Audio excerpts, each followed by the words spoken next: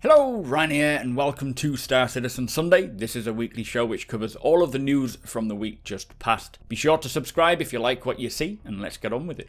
This week, we meet two new teams who were recently formed. We hear about the improvements being made for the Siege of Orison dynamic event, plus our questions surrounding playing as an alien. New hairstyles and beards and body sizes get answered.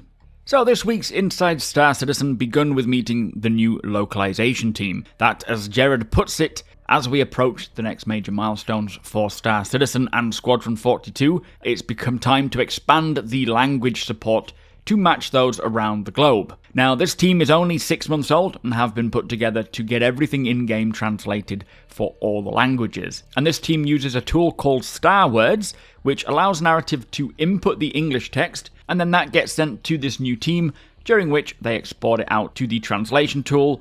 It gets translated, proofread, they edit anything that needs editing, and then they export that back into Star Words, and that gets put back into the game. Now, this may not be the most exciting team, but in terms of importance, they are imperative to allow players throughout the world to play Star Citizen to its fullest. So great to meet the people in this new team, and hopefully it helps to onboard many more players from around the world.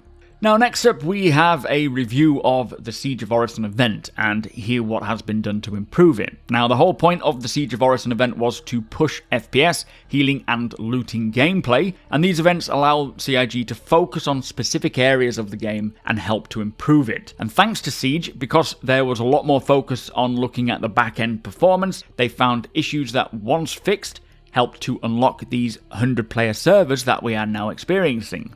Also for Siege, they have been looking into ways to improve the mission for both long-term and short-term. They've been working on dialogue improvements, extra mission things, so for those who arrive late, we'll have plenty to get on with, plus much more. They have been basically breaking it down, figuring out what needs to change and what needs to be done, and getting that sorted. Now, personally, I do enjoy these dynamic events from time to time. More some than others, of course, and Siege being focused on FPS is definitely one of my favourites. But what I appreciate most about these dynamic events is the amount of information, data and feedback that they provide for CIG to further improve and balance the game. So much is learned from these events that help to fix many of the current persistent universe issues, as they are highlighted much more obviously, which is exactly why CIG created these events in the first place. It's a way for them to focus attention on an area that they are looking to improve, while providing players with stuff to do. And as much as early versions of these events can be quite frustrating, as there is a lot of things that weren't foreseen early on, it's a great way to address these issues. And thanks to Siege getting 100 players on a server, that, in my eyes, was one of the biggest wins of this whole event, outside of everything else. But with that said, I do look forward to seeing these improvements next time for Siege, and hopefully I'll have a bit more time to actually take part in the event. But that was Inside Star Citizen. Not the most enthralling of episodes, but still some good information to be gleaned. So last week's Star Citizen Live was with a member of a new team from the Montreal studio, which is the Character Art team. Now, this team will be creating outfits, creatures, characters, and assets for locations in the persistent universe, and this team has a lot to do with things like building out all of the alien races, all of the fashion styles for all the planets across eventually hundreds of systems, plus all the other needed items throughout the year. Now, the team really wants to get to the point where they can streamline the whole process of creating characters and assets really quickly while maintaining that high quality bar. For example, for every quarter, they, instead of releasing 2 or 3 characters or assets, they want to release a much larger amount of character work. So the plan right now is to further flesh out the team and build up more members. Now, the first question that was asked was, will we ever get to play as an alien race?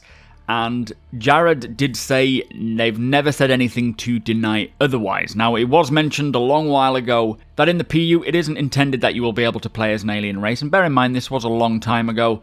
But for the single-player campaign like Squadron, they said once all 3 chapters are done, there is a potential that they could do another single-player campaign where you play as an alien race. But there was no guarantee or confirmation or denial, so I suppose they're just leaving themselves open to an eventual possibility if they so choose to. Next question, what are you working on right now? And he is working on the rarity system for loot.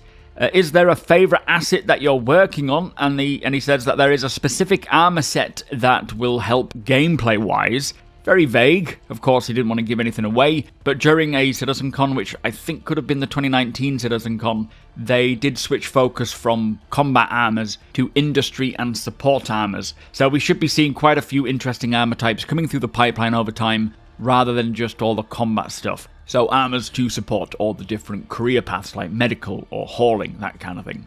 Next question, will we ever be able to change the size or build of our characters? Now this was addressed during a CitizenCon a while ago, and of course due to metrics they have to ensure that everyone and everything fits correctly, which means character size will not allow for a vast range of types. But it was mentioned and even shown to some degree during CitizenCon in 2017, I think it was, that there is likely to be some deviation, so you could be a little fatter, you could be a little thinner, but not to any extremity, and I don't think the size or the height will be able to change too much either, because obviously metrics are very important in games. So hopefully there will be a little deviation here and there, and with the player status system, I don't see any reason why it couldn't even be tied into the whole eating and drinking and whatnot. So it'll be interesting to see what they do decide here. They could have just scrapped that idea from 2017 and decided not to change anything. We will have to wait and see.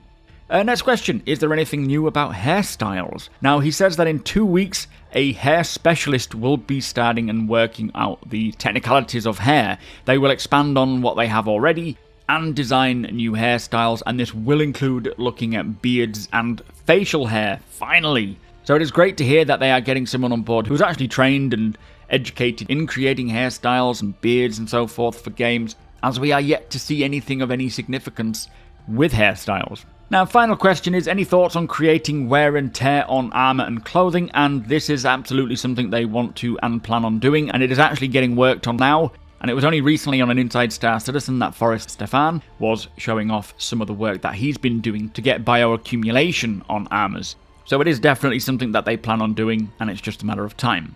Now, anyway, to finish the episode, Jared did say that next week's Inside Star Citizen is the last episode of this current quarter, and will be a follow-up episode retouching about all of the major features of the quarter that's just passed, and looking at how they have changed since they were first covered in that quarter, and answering the most pressing questions from each segment. So basically answering our questions about 3.18 features that we've already seen on Inside Star Citizens this last quarter. With 3.18 being the IAE patch, or the Intergalactic Aerospace Expo patch, 3.18 will still be on its way out once the Inside Star Citizen 3-week hiatus ends. So in the next quarter, they will be taking a look and talking about the remaining 3.18 features like the cargo refactor, which means they will be able to show us a lot more about that, because more will be done than what they can show now. So very much looking forward to the next quarter and checking out the cargo refactor.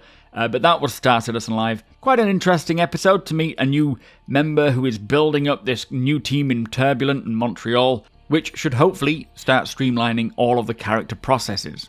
But with that said, let us move on. So also this week there was a new Booty Call post titled Dumb Luck, which I am yet to read, so please no spoilers. Thank you. So that brings us to the end of the show. If you do enjoy my content, please consider subscribing and hitting that like button. Also, I am able to do this thanks to my very generous patrons and channel members. If you appreciate what I do and would like to help make it even better from as little as $1 a month, all of the links are provided below.